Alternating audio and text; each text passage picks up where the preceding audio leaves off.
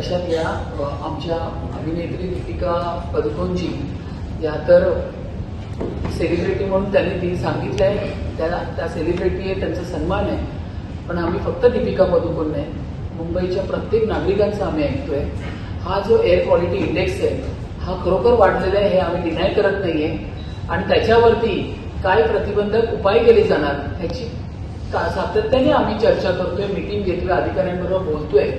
2250 बिल्डिंगचे जे कन्स्ट्रक्शन पूर्ण मुंबईत चालू आहे, त्याच्याबरोबर Mumbai metro infrastructure, MMRD region, PWD सगळ्यांचीच कामं चालू आहे. एकीकडे आपण बोलतोय की मुंबईचा विकास झाला पाहिजे, मुंबई डेव्हलप झाली पाहिजे.